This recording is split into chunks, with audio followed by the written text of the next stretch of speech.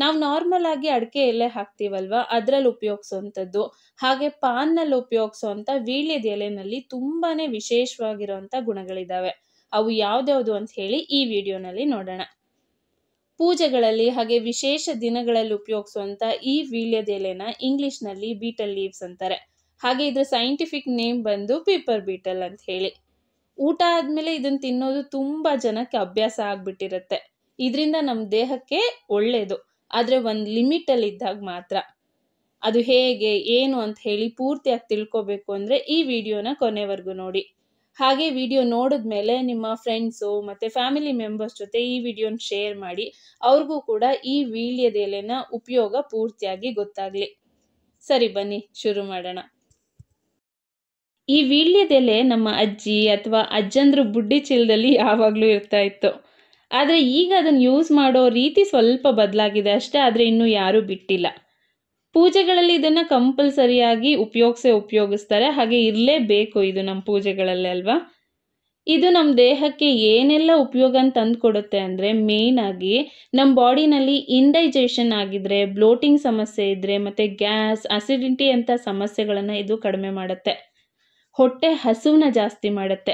ಇದೆಲ್ಲದಕ್ಕಿಂತ ಮುಖ್ಯವಾಗಿ ಕಾನ್ಸ್ಟಿಪೇಷನ್ ಅಂದರೆ ಮಲಬದ್ಧತೆ ಆಗಿರೋದು, ಅಂದರೆ ಕರೆಕ್ಟಾಗಿ ಮಲ ವಿಸರ್ಜನೆ ಆಗದೆ ಇರೋವಂಥ ಸಮಸ್ಯೆನ ಇದು ಕಡಿಮೆ ಮಾಡುತ್ತೆ. ಇದೆಲ್ಲ ಒಂದು ರೀತಿ ಉಪಯೋಗಗಳಾದರೆ, ಇನ್ನು ಬೇರೆ ಉಪಯೋಗಗಳೇನು ಅಂದರೆ, ಈ ಎಲೆನಲ್ಲಿ ಆಂಟಿ ಬ್ಯಾಕ್ಟೀರಿಯಲ್ ಹಾಗೆ ಆಂಟಿ ಫಂಗಲ್ ಪ್ರಾಪರ್ಟೀಸ್ ಇದ್ದಾವೆ. ಇವು ನಮ್ಮ ಬಾಡಿನಲ್ಲಿರುವಂಥ ಅನ್ವಾಂಟೆಡ್ ಹುಳಗಳನ್ನು ಸಾಯೋ ಥರ ಮಾಡುತ್ತೆ. ಹಾಗೆ ಇವು ನಮ್ಮ ಬಾಯಲ್ಲಿರುವಂಥ ಜರ್ಮ್ಸ್ಗಳನ್ನು ಕೂಡ ಕ್ಲೀನ್ ಮಾಡುತ್ತೆ. ಜೊತೆಗೆ ಬಾಯಿಂದ ಬರುವಂಥ ದುರ್ವಾಸನೆಯನ್ನು ಕಡಿಮೆ ಮಾಡುತ್ತೆ. ಅಂದರೆ ಕೆಲವೊಂದು ಸಾರಿ ಬಾಯಿಂದ ಕೆಟ್ಟ ವಾಸನೆ ಬರ್ತಾ ಇರುತ್ತಲ್ವ, ಅದನ್ನು ಇದು ಕಡಿಮೆ ಮಾಡುತ್ತೆ. ಹಾಗೆ ಇದರಲ್ಲಿ ಆಂಟಿ ಇನ್ಫ್ಲಮೇಟರಿ ಪ್ರಾಪರ್ಟೀಸ್ ಕೂಡ ಇದೆ, ಆಂಟಿ ಆಕ್ಸಿಡೆಂಟ್ ಪ್ರಾಪರ್ಟೀಸ್ ಕೂಡ ಇದೆ. ಅಂದರೆ ಬಾಡಿನಲ್ಲಿ ಏನಾದರೂ ಸ್ವೆಲ್ಲಿಂಗ್ ಇದ್ದರೆ, ಇನ್ಫ್ಲಮೇಷನ್ ಇದ್ದರೆ ಅದನ್ನು ಕಡಿಮೆ ಮಾಡುತ್ತೆ. ಹಾಗೆ ಉಸಿರಾಟದ ತೊಂದರೆಗಂತೂ ಇದು ತುಂಬಾ ಒಳ್ಳೆಯದು. ಅಸ್ತಮಾ, ಶೀತ, ಕೆಮ್ಮು ಇದ್ದಾಗ ಇದನ್ನು ತಪ್ಪದೆ ತಗೋಬೇಕು. ಇದರಿಂದ ಬೇಗನೆ ರಿಲೀಫ್ ಸಿಗುತ್ತೆ. ಇದನ್ನು ತುಂಬ ಜನ ಸ್ಕಿನ್ಗೆ ಮತ್ತು ಹೇರ್ ಗ್ರೋತ್ಗೂ ಕೂಡ ಉಪಯೋಗಿಸ್ತಾರೆ. ಇದರಲ್ಲಿ anti bacterial property ಚೆನ್ನಾಗಿರೋದ್ರಿಂದ skin irritation ಅಥವಾ ರ್ಯಾಷಸ್ ಇದ್ದರೆ ಅದನ್ನು ಬೇಗ ಕಡಿಮೆ ಮಾಡುತ್ತೆ. ಇನ್ನು ಕೂದಲಿನ ವಿಷಯಕ್ಕೆ ಬಂದರೆ, ತಲೆನಲ್ಲಿ ಇಚ್ಚಿನೆಸ್ಸು, ಡ್ಯಾಂಡ್ರಫ್ ಸಮಸ್ಯೆ ಜಾಸ್ತಿ ಇದ್ದರೆ ಅದನ್ನು ಇದು ಕಡಿಮೆ ಮಾಡೋದ್ರ ಜೊತೆಗೆ ಹೇರ್ ಗ್ರೋತ್ ಆಗೋದಕ್ಕೆ ಹೆಲ್ಪ್ ಮಾಡುತ್ತೆ. ಹಾಗೆ ಇದರಲ್ಲಿ ಆಂಟಿ ಕ್ಯಾನ್ಸರ್ ಪ್ರಾಪರ್ಟಿ ಕೂಡ ಇದೆ. ಈ ವೀಳ್ಯದ ಎಲೆನ ರೆಗ್ಯುಲರ್ ಆಗಿ ಸೇವಿಸೋದ್ರಿಂದ ಕ್ಯಾನ್ಸರ್ ಜನರೇಟ್ ಮಾಡುವಂಥ ಸೆಲ್ಸ್ಗಳನ್ನು ಇದು ಡಿಪ್ರಮೋಟ್ ಮಾಡುತ್ತೆ. ಹಾಗೆ ಸಣ್ಣ ಪುಟ್ಟ ಟೆನ್ಷನ್ ಇದ್ದಾಗ ಮೂಡ್ ಸ್ವಿಂಗ್ ಆಗಿ ಡಿಪ್ರೆಷನ್ ಆಗೋದನ್ನು ಕೂಡ ಇದು ಕಂಟ್ರೋಲ್ ಮಾಡುತ್ತೆ. ಮೆಂಟಲ್ ಹೆಲ್ತ್ಗಂತೂ ಇದು ತುಂಬಾ ಒಳ್ಳೆಯದು. ಇದರಲ್ಲಿ ಏರ್ಕೊಲೈನ್ ಅನ್ನೋ ಒಂದು ಅಂಶ ಇದೆ. ಇದು ನಮ್ಮ ಬ್ರೈನನ್ನು ಆ್ಯಕ್ಟಿವ್ ಆಗಿರೋ ಥರ ಮಾಡುತ್ತೆ. ಹಾಗೆ ತುಂಬ ನಿದ್ದೆ ಜಾಸ್ತಿ ಬರ್ತಾ ಇದೆ ಅಂದಾಗ ಒಂದೇ ಒಂದು ವೀಳ್ಯದ ಎಲೆನ ಅಗದು ನುಂಗ್ಬಿಟ್ರೆ ಈ ನಿದ್ದೆ ಫಟ್ ಅಂತ ಮಾಯ ಆಗಿಬಿಡುತ್ತೆ. ಅಷ್ಟು ಕ್ವಿಕ್ಕಾಗಿ ಇದು ಕೆಲಸ ಮಾಡುತ್ತೆ. ಇದೇ ಥರ ಇನ್ನೂ ತುಂಬ ಹೆಲ್ತ್ ಬೆನಿಫಿಟ್ಸು ನಮಗೆ ಈ ವೀಳ್ಯದ ಎಲೆಯಿಂದ ಸಿಗುತ್ತೆ. ಆದರೆ ಇದನ್ನು ತಂಬಾಕು ಅಥವಾ ಸುಪಾರಿ ಜೊತೆ ತಿನ್ನೋದು ತುಂಬಾ ಕೆಟ್ಟದು, ಒಳ್ಳೆಯದಲ್ಲ ಅಂತಲೇ ಹೇಳ್ಬೋದು. ಹಾಗೆ ಜಾಸ್ತಿ ವೀಳ್ಯದ ಎಲೆ ತಿನ್ನೋದು ಕೂಡ ಒಳ್ಳೆಯದಲ್ಲ. ಅತಿ ಆದರೆ ಅಮೃತ ಕೂಡ ವಿಷ ಆಗುತ್ತೆ ಅಂತಾರಲ್ವ, ಹಾಗೆ ಊಟ ಆದಮೇಲೆ 1 ಅಥವಾ 2 ಸಾರಿ ತಿನ್ನೋದು ಒಳ್ಳೆಯದು. ಅದನ್ನೇ ಪದೇ ಪದೇ ತಿಂತಾನೆ ಇದ್ದರೆ ಹಲ್ಲಿಗೂ ಒಳ್ಳೆಯದಲ್ಲ, ಅಲ್ಸರ್ ಕೂಡ ಜಾಸ್ತಿ ಆಗುತ್ತೆ, ಹಾಗೆ ನಮ್ಮ ಹೊಟ್ಟೆಗೂ ಕೂಡ ಒಳ್ಳೆಯದಲ್ಲ. ಹಾಗೆ ಇದು ಆಂಗ್ಸೈಟಿ, ಸಿಟ್ಟನ್ನ ಜಾಸ್ತಿ ಮಾಡುತ್ತೆ. ಹೌದು, ಒಬ್ಬ ಮನುಷ್ಯ ಒಂದು ದಿನಕ್ಕೆ 2ಕ್ಕಿಂತ ಜಾಸ್ತಿ ಟೈಮು ಪದೇ ಪದೇ ಈ ಅಡಿಕೆ ಎಲೆನ ಹಾಕೊಳ್ತಾ ಇದ್ರೆ ಆಂಗ್ಸೈಟಿ ಹಾಗೆ ಸಿಟ್ಟಿನ ಸಮಸ್ಯೆ ಜಾಸ್ತಿ ಆಗಿಬಿಡುತ್ತೆ. ಅಂದರೆ ಪದೇ ಪದೇ ಅವ್ರಿಗೆ ಸಿಟ್ಟು, ಸಣ್ಣ ಪುಟ್ಟ ಮಾತಾಡಿದ್ರು ಕೂಡ ಸಿಟ್ಟು ಬರೋದಕ್ಕೆ ಶುರು ಆಗುತ್ತೆ. ಇದು ಸೈಂಟಿಫಿಕಲಿ ಪ್ರೂವ್ ಕೂಡ ಆಗಿದೆ. ಸರಿ, ಇಷ್ಟೆಲ್ಲ ನೋಡಿದ್ವಲ್ವಾ.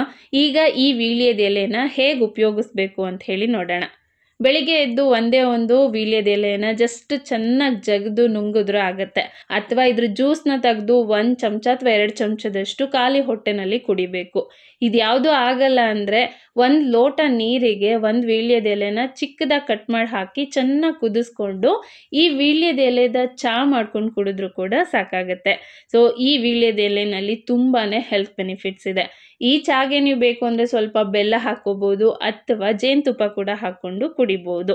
ಸರಿ, ಇದು ಯಾವುದು ಮಾಡ್ಕೊಳ್ಳೋದಕ್ಕೆ ನಮ್ಗೆ ಆಗಲ್ಲ, ಟೈಮ್ ಇಲ್ಲ ಅಂದರೆ ನಾರ್ಮಲ್ ಅಡಿಕೆ ಎಲೆ ಹಾಕ್ತಿರಲ್ವ, ಅದನ್ನು ಕೂಡ ಹಾಕ್ಕೋಬೋದು. ಆದರೆ ದಿನಕ್ಕೆ 1 ರಿಂದ 2 ಸಾರಿ ಮಾತ್ರ. ಮಧ್ಯಾಹ್ನ ಊಟ ಆದ್ಮೇಲೆ ಒಂದ್ಸಾರಿ, ರಾತ್ರಿ ಊಟ ಆದ್ಮೇಲೆ ಒಂದ್ಸಾರಿ ಕೂಡ ನೀವು ಹಾಕೋಬಹುದು. ಇದಕ್ಕಿಂತ ಜಾಸ್ತಿ ಬೇಡ. ಹಾಗೇನೆ ಈ ಅಡಿಕೆ ಎಲೆ ಜೊತೆ ಪಾನು, ಗುಟ್ಕಾ ಮತ್ತೆ ಸುಪಾರಿ ಈ ತರದ್ ಇನ್ನು ಬೇರೆ ಬೇರೆದ್ನೆಲ್ಲ ಹಾಕ್ತಾರಲ್ವಾ, ಇದೆಲ್ಲ ಆರೋಗ್ಯಕ್ಕೆ ಒಳ್ಳೇದಲ್ಲ. ನಾರ್ಮಲ್ ಅಡಿಕೆ ಎಲೆ ನಮ್ಮ ಆರೋಗ್ಯಕ್ಕೆ ಒಳ್ಳೇದು. ಇದಿಷ್ಟು ಈ ವೀಳ್ಯದೆಲೆ ಮತ್ತೆ ಬೀಟಲ್ ಲೀವ್ಸ್ ಬಗ್ಗೆ ನಾನು ಮತ್ತೆ ನೀವು ತಿಳ್ಕೊಬೇಕಾದಂತ ವಿಷಯಗಳು. ಯಾವುದೇ ವಸ್ತು ಅಥವಾ ಪದಾರ್ಥಗಳನ್ನ ಉಪಯೋಗಿಸೋದ್ಕಿಂತ ಮುಂಚೆ ಅದರ ಅನುಕೂಲ ಮತ್ತೆ ಅನಾನುಕೂಲಗಳನ್ನ ತಿಳ್ಕೊಳ್ಳೋದು ಒಳ್ಳೇದಲ್ವಾ? ಸೊ ಇದಿಷ್ಟು ಇವತ್ತಿನ ಈ ಪುಟಾಣಿ ವಿಡಿಯೋ. ಐ ಹೋಪ್ ಈ ವಿಷಯ ನಿಮಗೆ ಇಷ್ಟ ಆಗಿದೆ, ಯೂಸ್ಫುಲ್ ಆಗುತ್ತೆ ಅಂತ ಅನ್ಕೊಂಡಿದ್ದೀನಿ. ವಿಡಿಯೋ ಇಷ್ಟ ಆದರೆ ಲೈಕ್ ಮಾಡಿ, ಹಾಗೆ ನಿಮ್ಮ ಫ್ರೆಂಡ್ಸ್ ಮತ್ತು ಫ್ಯಾಮಿಲಿ ಮೆಂಬರ್ಸ್ ಜೊತೆ ಕೂಡ ಈ ವಿಡಿಯೋನ ಶೇರ್ ಮಾಡಿ, ಅವ್ರಿಗೂ ಕೂಡ ಹೆಲ್ಪ್ ಆಗ್ಬೋದು. ಹಾಗೆ ಫಸ್ಟ್ ಟೈಮ್ ನೋಡ್ತಾ ಇದ್ರೆ ಈ ಚಾನಲನ್ನು ಸಬ್ಸ್ಕ್ರೈಬ್ ಮಾಡ್ಕೊಳ್ಳಿ. ಈ ರೀತಿ ಇನ್ಫಾರ್ಮೇಟಿವ್ ವಿಡಿಯೋಸ್ಗಳನ್ನು ನಾನು ಶೇರ್ ಮಾಡ್ತಾ ಇರ್ತೀನಿ, ಅವೆಲ್ಲ ನಿಮಗೆ ಯೂಸ್ ಆಗುತ್ತೆ ಅಂತ ಅನ್ಕೊಳ್ತೀನಿ. ಸೊ ಮತ್ತೆ ಸಿಗೋಣ ಇನ್ನೊಂದು ಇನ್ಫಾರ್ಮೇಟಿವ್ ವಿಡಿಯೋ ಜೊತೆ. ಅಲ್ಲಿವರೆಗೂ love you all. Bye. Take care.